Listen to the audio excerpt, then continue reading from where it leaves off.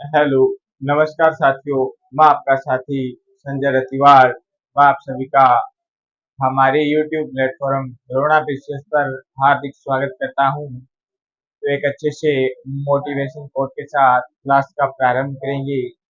जिंदगी बहुत हसीन है, कभी हंसाती है तो कभी रुलाती है, लेकिन जिंदगी की इस भीड़ में जो खुश रहता है, जिंदगी उसी के आगे सर झुकाती है।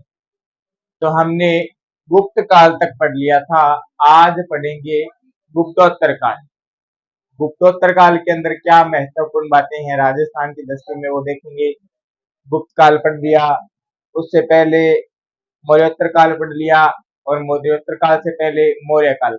मौर्य काल से पहले महाजनपद, वैदिक काल, सिंधु घाटी सभ्यता काल और पाषाण काल। ये अपने पिछली 4-5 क्लासों में पढ़ लिया है।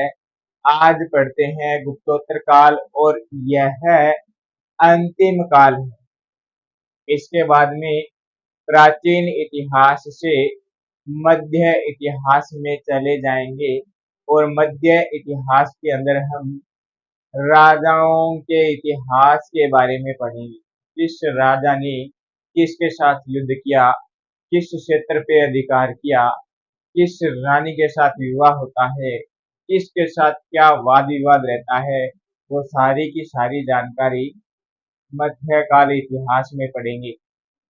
मध्यकाल इतिहास में ज्यादा इम्पोर्टेंट रहने वाला काल जो है, जो क्षेत्र है, वो मेवाड़, अजमेर, मारवाड़, बीकानेर, ये क्षेत्र ज्यादा इम्पोर्टेंट है, क्योंकि यहाँ के राजाओं से हमारे राजस्थान में होने वाले कॉम्पिटिटिव एग्जाम में प्रश्न पूछे जाते हैं। जयपुर से भी प्रश्न पूछे जाते हैं, जिसे आमेर कहा जाता है।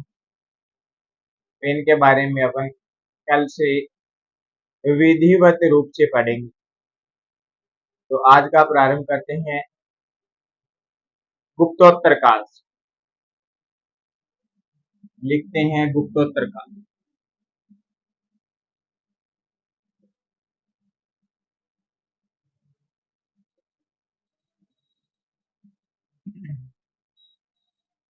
गुप्तोत्तर काल में भीनमाल क्षेत्र के अंदर पढ़ेंगे, और ये एक ही क्षेत्र है जो गुप्तोत्तर काल में महत्वपूर्ण है। भीनमाल। भीनमाल जो है, चावड़ा वंश की राजधानी थी। चावड़ा वंश की राजधानी रहता है। इस चावड़ा वंश को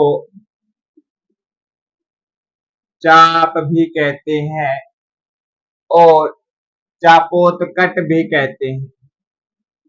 चापोतकट भी कहते हैं। जानकारी जो मिलती है इस भीनमाल के अंदर, वो बसंतगढ़ अभिलेख से मिलती है।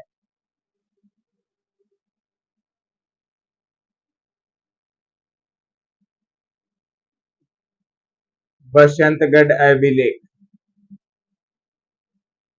इस अभिलेख में लिखा गया है कि भीनमाल का जो राजा है, वो वरमलात चावड़ है। वरमलात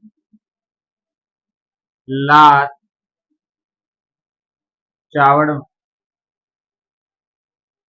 ये जो राजा है, वो बसंतगढ़ अभिलेख से हमें जानकारी मिलती है। भीनमाल के अंदर चावड़ा वंश का राजा, इससे हमें और जानकारी मिलती है।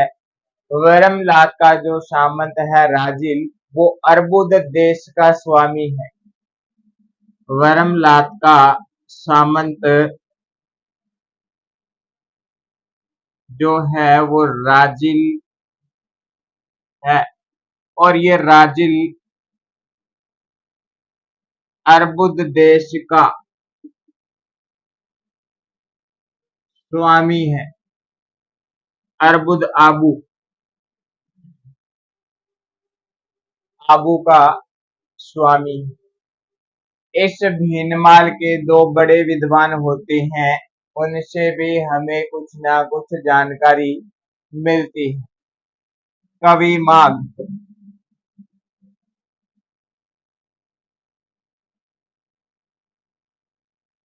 ये विद्वान हैं जो अपनी पुस्तक शिशुपाल वध के अंदर लिखते हैं कि मेरे दादा का नाम सप्रभदेव, जो कि ब्रह्मलात के सर्वाधिकारी थे। सर्वाधिकारी इन्होंने पूरा का पूरा शुद्ध शब्द यूज किया है इसके अंदर। सर्वाधिकारी यानी प्रधानमंत्री या प्रमुख मंत्री। कवि माघ की पुस्तक जो है वो है शिशुपाल वध।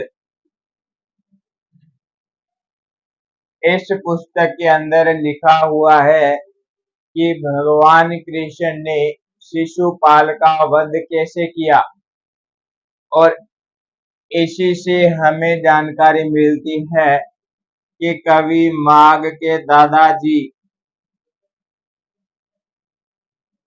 सप्रभदेव वर्मलात के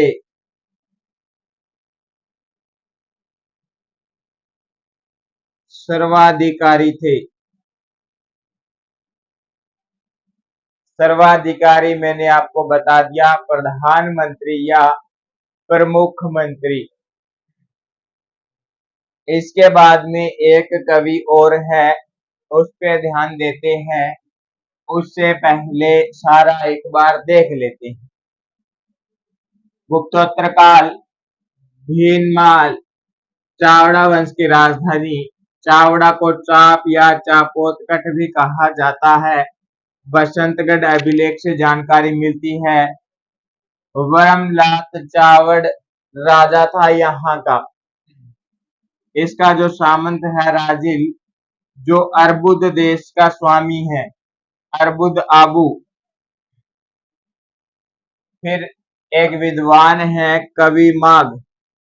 कवि माघ शिशुपाल वध अपनी पुस्तक में लिखते हैं कि मेरे दादाजी सप्रभदेव वर्मलात के सर्वाधिकारी थे, मतलब वर्मलात के प्रधानमंत्री रहे थे।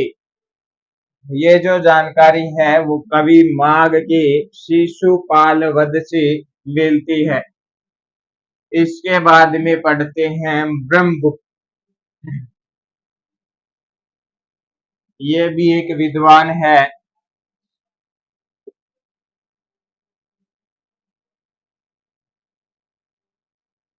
ब्रह्मगुप्त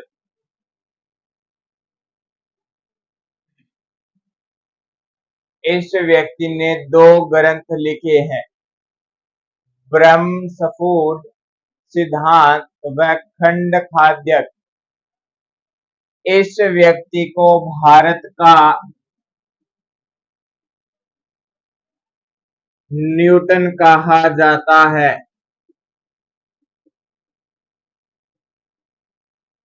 भारत का न्यूटन, क्योंकि इस व्यक्ति ने न्यूटन से बहुत पहले गुरुत्वाकर्षण की खोज कर ली थी। इस कारण इसे भारत का न्यूटन कहा जाता है।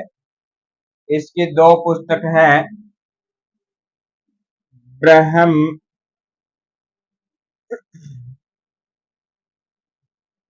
स्फुट सिद्धांत, और एक जो पुस्तक है वो है खंड खाद्यक। इस पुस्तक से हमें कुछ जानकारी मिलती है। इस पुस्तक में लिखा हुआ है कि भीनमाल का जो राजा है वो राजा व्याघ्रमुख है। व्याघ्र मुख चावड़ा वंश का राजा है ये।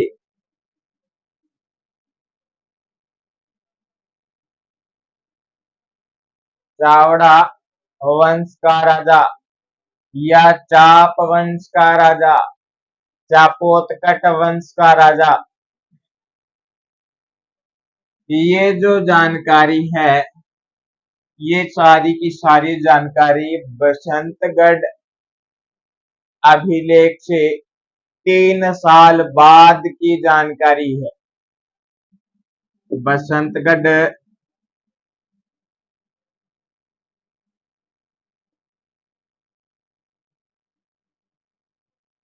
अभिलेख के 3 वर्ष बाद की जानकारी। इससे हमें यह पता चलता है कि ब्रह्मलाद के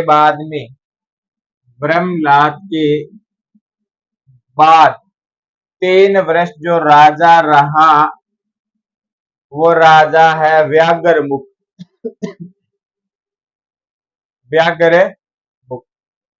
इसके बाद में भीनमाल पर चावड़ा वंश के बाद गुर्जर प्रतिहार अधिकार कर लेते हैं और गुर्जर प्रतिहार की राजधानी बन जाती है।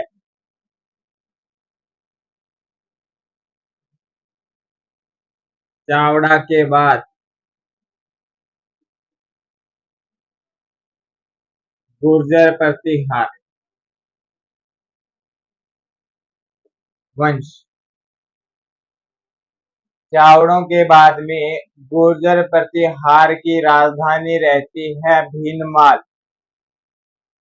हमने एक व्यक्ति पढ़ा था, चीन का विद्वान जो था हवेन सांग।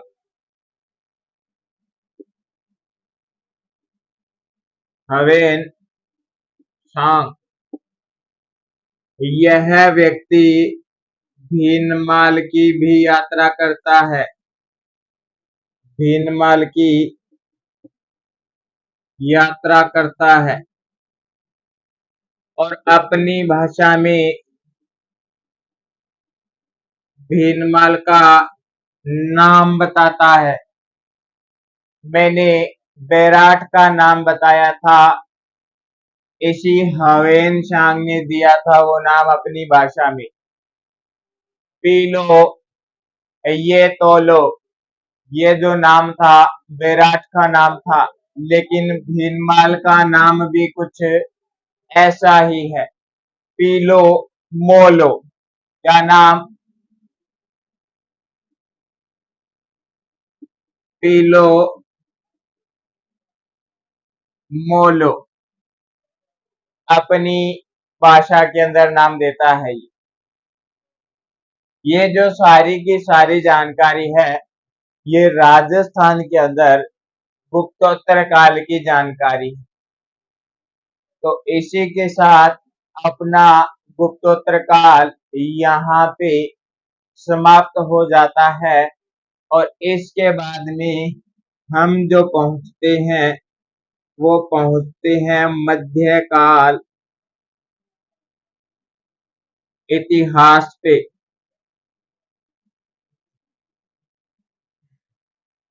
मध्यकाल इतिहास पे। इससे पहले दोबारा देखते हैं गुप्तोत्तर काल को। बता देता हूं एक बार सारा, बाकी देख तो लिया ही है आपने। गुप्तोत्तर काल भीनमाल चावड़ा वंश की राजधानी रहता है। चावड़ा वंश को चापोतकट कहा जाता है। जानकारी बसंतगढ़ अभिलेख से मिलती है कि भीनमाल का जो राजा है वो ब्रह्मलात चावड़ है। इसका जो सामंत है राजिल, वह अर्बुद देश का स्वामी है, आबू देश का स्वामी है। भीनमाल के 2 विद्वान है, कवि माघ व ब्रह्मगुप्त। कवि माघ अपने ग्रंथ पुस्तक के अंदर लिखते हैं शिशुपाल के अंदर, शिशुपाल वध, भगवान कृष्ण ने शिशुपाल को कैसे मारा। कवि माघ का दादा है सप्रभदेव। शिशुपाल में लिखते हैं, मेरे दादाजी वर्मलात के समय में उनके सर्वाधिकारी थे, प्रमुख या प्रधानमंत्री थे। इसके बाद में दूसरा विद्वान है ब्रह्मगुप्त, जो भारत का न्यूटन कहलाता है, क्योंकि इस व्यक्ति ने न्यूटन से बहुत पहले गुरुत्वाकर्षण बल की खोज कर दी थी।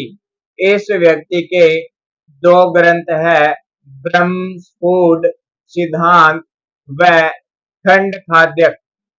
यह ब्रह्मस्फोट सिद्धांत में लिखता है कि भीनमाल का राजा जो है वो व्याघ्रमुख है और चाप वंश का राजा है। चाप वंश माने चावड़ा वंश का राजा है। और यह जानकारी जो मिलती है बसंतगढ़ से 3 साल बाद की जानकारी है। बसंतगढ़ जो अभिलेख है उसके 3 साल बाद की जानकारी है। इसके बाद में हमें इसी से एक जानकारी और मिलती है, वो यह है, चावड़ों के बाद भीनमाल पर गुर्जर प्रतिहारों का अधिकार हो जाता है, वह इसे अपनी राजधानी बना लेते हैं। चीनी विद्वान ह्वेन चांग भीनमाल की यात्रा करता है और यात्रा के दौरान अपनी भाषा में भीनमाल का नाम बताता है, पीलो मोलो। मैंने बैराट का नाम बताया जो ह्वेन चांग देता है, पीलो ये तो लो। ये जो नाम है ये बैराट का है और पीलो मोलो भीनमाल का नाम है। पीलो और मोलो भीनमाल। इसके बाद में कुछ केंद्र की ओर ध्यान देते हैं, नाम देखते हैं और स्थान देखते हैं, वह किस नदी के किनारे हैं ये देखेंगे और किस केंद्र के अंदर क्या महत्वपूर्ण बात है ये थोड़ा सा ध्यान में रखेंगे। बाकी इनसे स्थान ही पूछा जाता है, ज्यादा नहीं पूछा जाता। तो एक स्थान है गणेश्वर।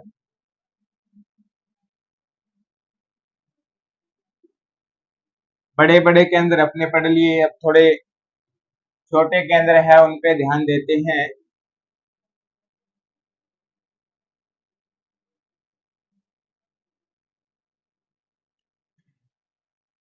गणेश्वर के अंदर सीकर।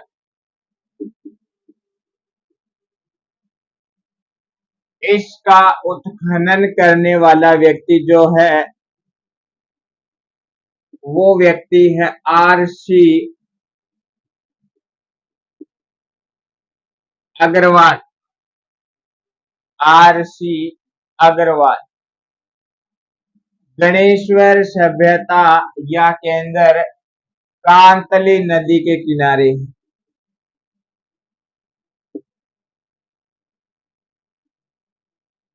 कांतली नदी या कांटली नदी। इस सभ्यता को ताम्रयुगीन सभ्यता की जननी कहा जाता है। ताम्रयुगीन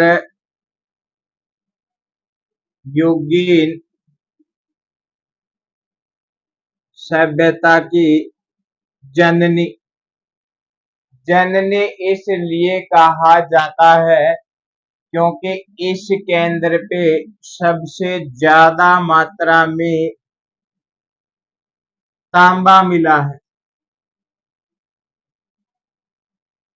इसीलिए इसे ताम्रयुगीन सभ्यता की जननी कहा जाता है। इसके बाद में एक केंद्र और है और वो झुंझुनू का है और इसी नदी के किनारे है, सुनारी। ये जो केंद्र है ये झुंझुनू का है, वह कांतली नदी के किनारे। यहाँ पे जो अवशेष मिलते हैं वो अवशेष मिलते हैं लौह लोहे की भट्टियां।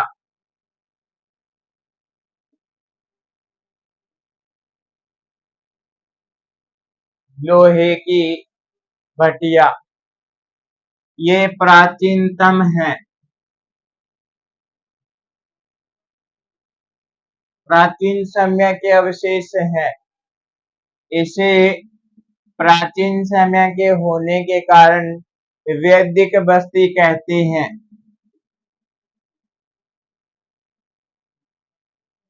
वैदिक बस्ती कहते हैं। गणेश्वर पड़ा, सुनारी पड़ा।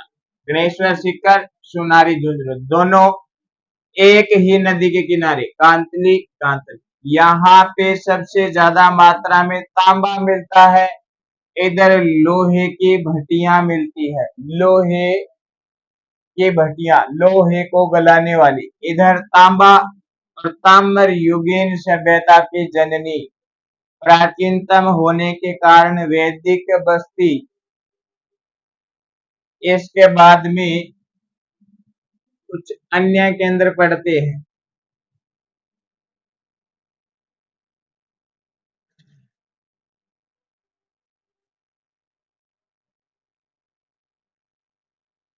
इस्वाल,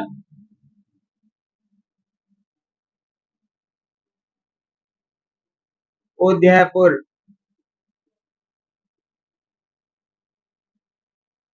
यहाँ से हमें लौह औद्योगिक नगरी प्राप्त होती है।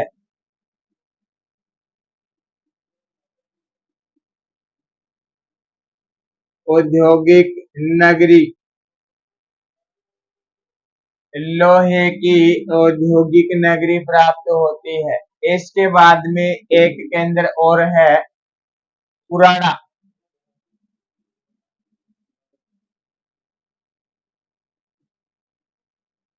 पुराड़ा नागौर, यहाँ पे लोहे के औजार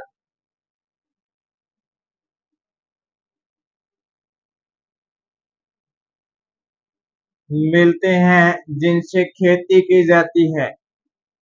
खेती के औजार भी, जिस कारण इसे पुराड़ा को औजारों की नगरी कहा जाता है। औजारों की नगरी कहा जाता है। इधर लिख लेते हैं। एक सभ्यता और है जोधपुरा। जोधपुरा से ध्यान रहे, जोधपुर मत कर देना, ये जयपुर है और साभी नदी के किनारे है। बस इतना ही ध्यान रखना है। दो पडली पहले गणेश्वर और सुनारी, तीसरी इस्वाल, उदयपुर लो औद्योगिक नगरी, पुराड़ा नागौर लोहे के औजार मिलते हैं और खेती के औजार, जिस कारण इसे औजारों की नगरी कहा जाता है। जोधपुरा जयपुर के अंदर, साबरी नदी के किनारे। इसके बाद में जयपुर में एक और देखते हैं, नलियासर।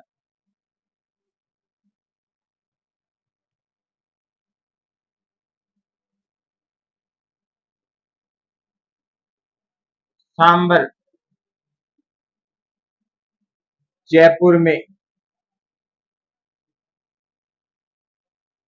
नलियासर सांबर जयपुर। पहले श्री गंगानगर जिले में था, लेकिन वर्तमान जिलों की बात करें तो बरौर ये एक सभ्यता है जो पहले तो था गंगानगर में। और वर्तमान की बात करें तो अनूपगढ़ जिले में। अनूपगढ़ से सुरतवक की तरफ जाते समय बीच में आता है, ये 5-10 किलोमीटर की दूरी पे बरौर। इस बरौर को हड़प्पा के अवशेष से संबंधित माना जाता है। हड़प्पा कालीन सभ्यता। इसके बाद में जालोर का एलाना, नाम ध्यान रख लेना वैसे इनका।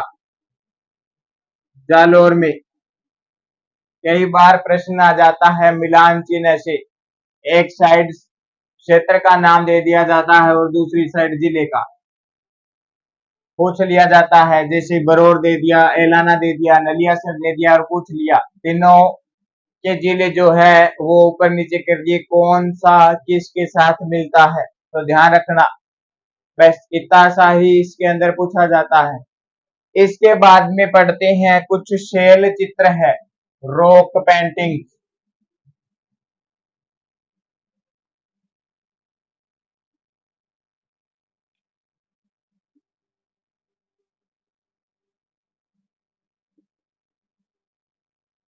शैल चित्र कोटा व बूंदी।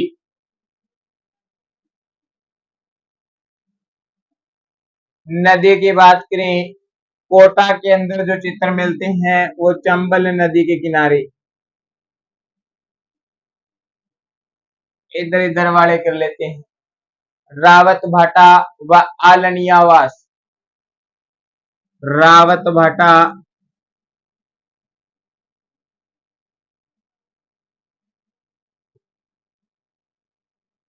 आलनियावास,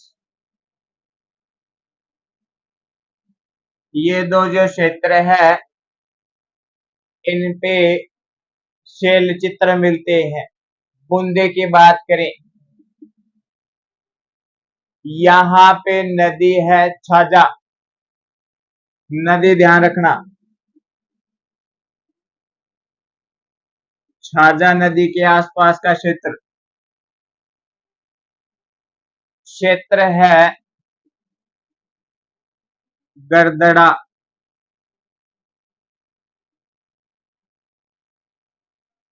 गरदड़ा, यहाँ पे शैल चित्र मिलते हैं।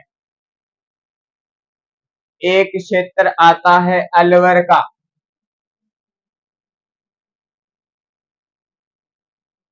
डड्डीकर, डड्डीकर। एक क्षेत्र और है सोहनपुरा,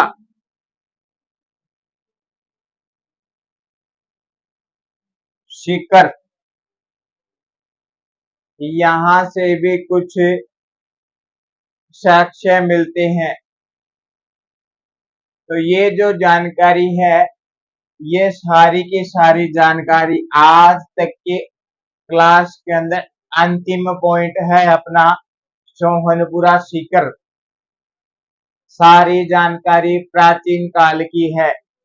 आज अपना प्राचीन काल यहीं पे समाप्त होता है, जिसके अंदर मैंने आपको राजस्थान की दृष्टि से महत्वपूर्ण प्रश्न व टॉपिक को समझा दिया। अगर आपको मेरी ये क्लास अच्छी लगी तो लाइक कमेंट शेयर जरूर करें, और आप में से अभी तक हमारे इस YouTube प्लेटफॉर्म द्रोणा पीसीएस को सब्सक्राइब नहीं किया है तो सब्सक्राइब करें और बेल आइकन के बटन को प्रेस करें, ताकि आने वाले समय में महत्वपूर्ण क्लासों के बारे में आपको नोटिफिकेशन समय से मिले और समय के साथ आप क्लास देखें और अपने लक्ष्य की प्राप्ति करें। तो धन्यवाद साथियों, मैं आपका साथी संजय रतिवाल।